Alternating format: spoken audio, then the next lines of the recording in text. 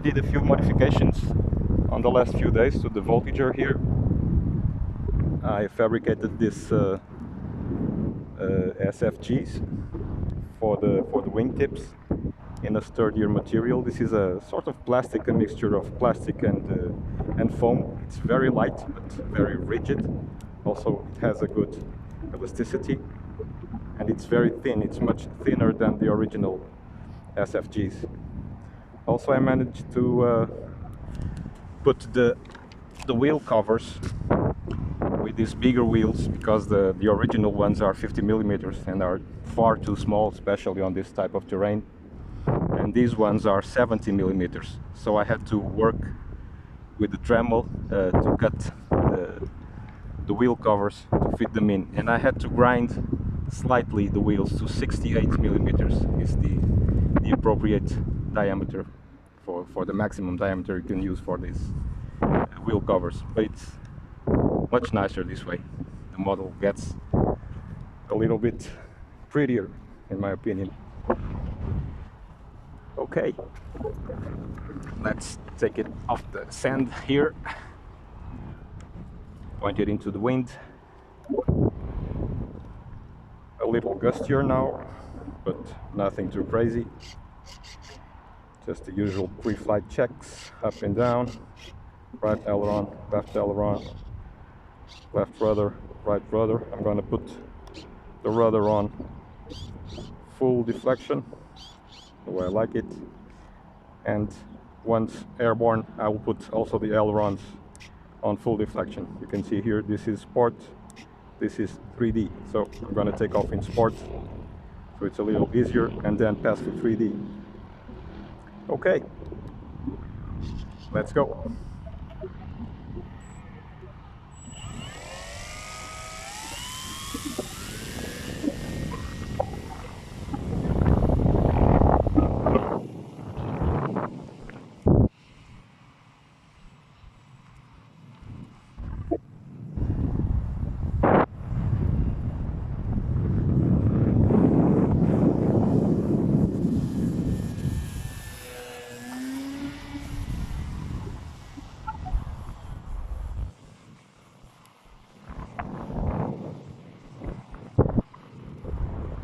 The sun now in the afternoon is here on my left side. Not the best, because I like to fly on that side, as I have the hill. It's safer, but it's also doable, of course.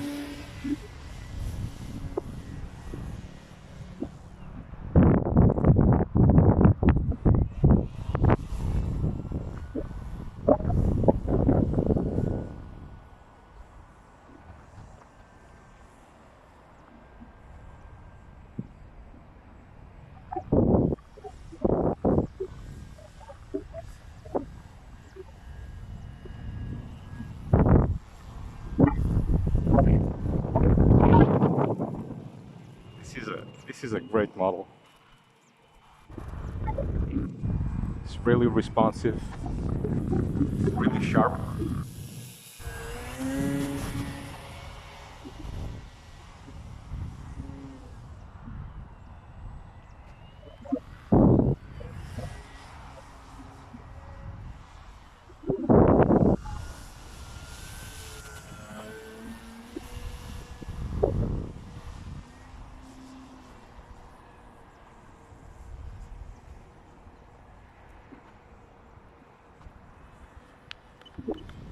Needle couple of trim.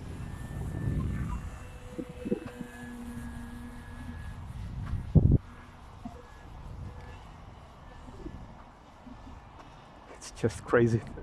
The rolling rate of the ailerons, it's just insane.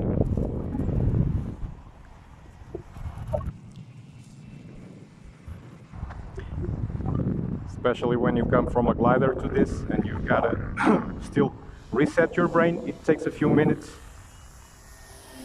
for your brain to reset to the controls, for sure.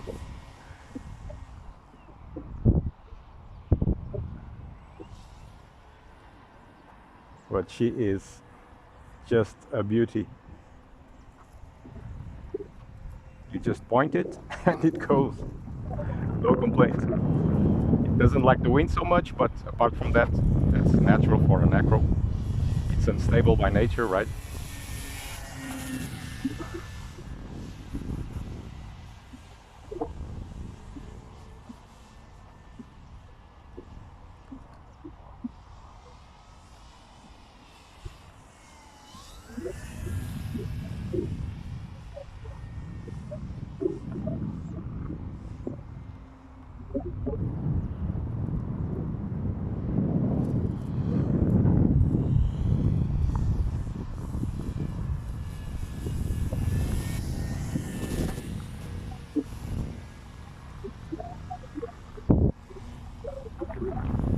Hanging on a little knife edge.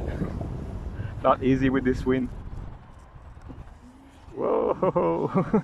Yeah, the wind sometimes picks it up.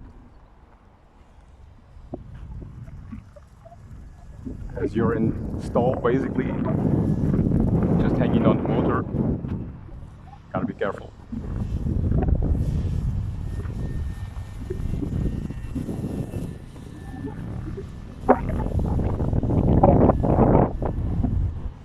It rolls just as fast to the left as to the right. No difference about that. Forget engine torque or all that. I can't see any difference.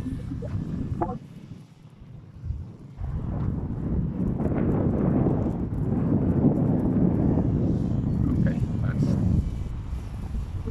gain a little altitude here and do a reel.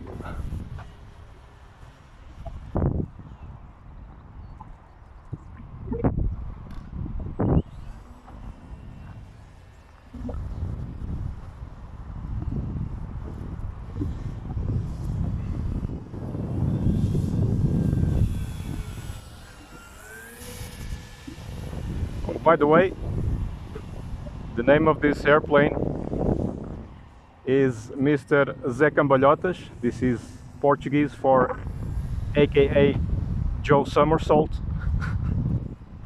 As the guy likes to jump around, I think it's appropriate. Mr. Joe Somersault. Yours truly. She's just nuts. But as I was explaining in the beginning, you really have to reset your brain when you come from a more slow model with that requires larger control inputs. This one is so sharp, you can't imagine, especially on the 3D mode. It's really nervous.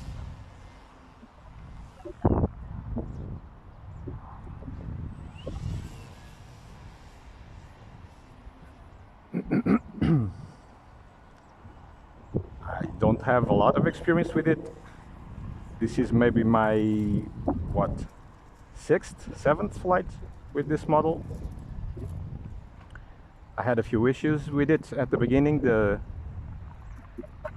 speed controller, the ESC, was defective from factory, and I had to wait for a replacement to arrive from Hobby King. The guys were top notch and replaced it with a better one, with a 50 amp ESC.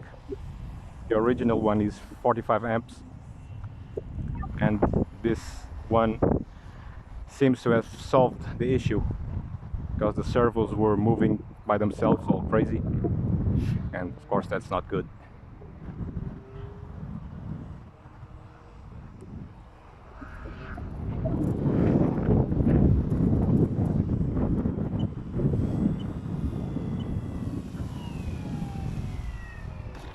There we go, right on the mark. 8 seconds. That was nice, but you see, it's still caught on the wheels. You see the mark on the sand. When it gets on this looser sand, yeah, it's a problem. But they are sturdy enough to withstand this, at least for now. Okay, guys. Hope you have enjoyed this little flight, but I will do a few more. Yeah, let's have fun. Cheers, guys.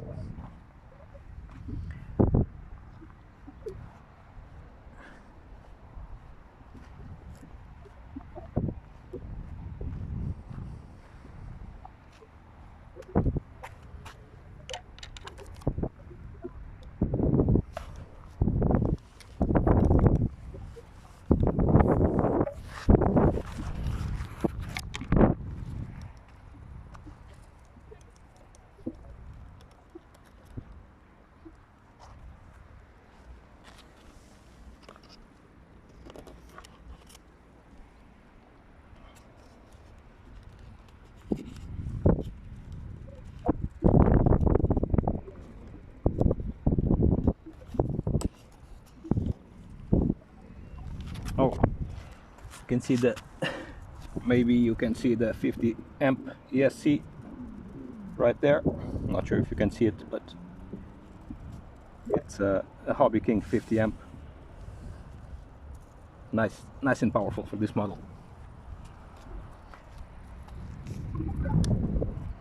Okay, all done for this one.